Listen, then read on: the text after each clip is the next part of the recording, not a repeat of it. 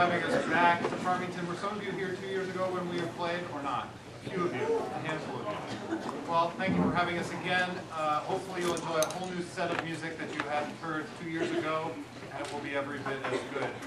I can't think of the last time ever that in my entire years of teaching college where I've ever had 3 students from the same high school, even in my college band, like an entire concert band of 75 players. For me to get 3 players from one high school is very unusual, and let alone have 3 crackerjack trombone players, highly unusual.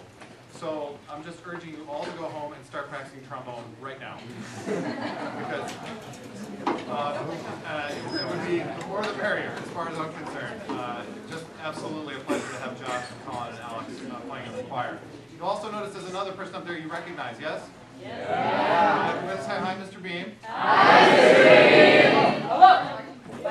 Mr. Beam would be considered a graduate student in this ensemble. He graduated, and we're glad that he was able to sit in and play with us this afternoon. But he did graduate from Eau Claire, and we're certainly glad to have him back, playing for just a day. Thank you, David.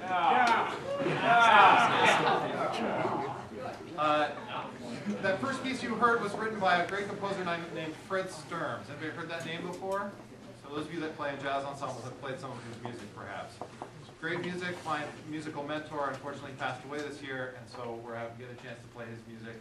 Not because of that, but just because I really like this piece, and I like the person an awful lot.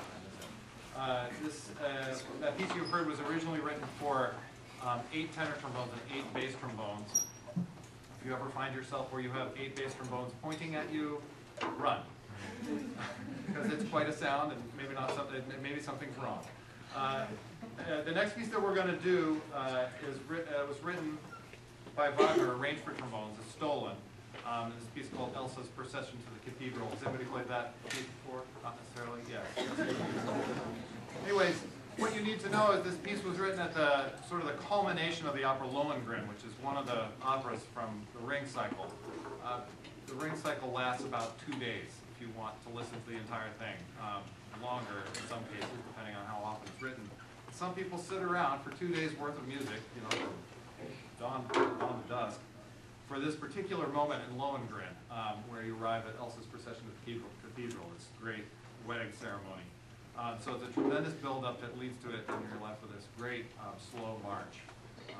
So Wagner, Elsa's Procession to the Cathedral.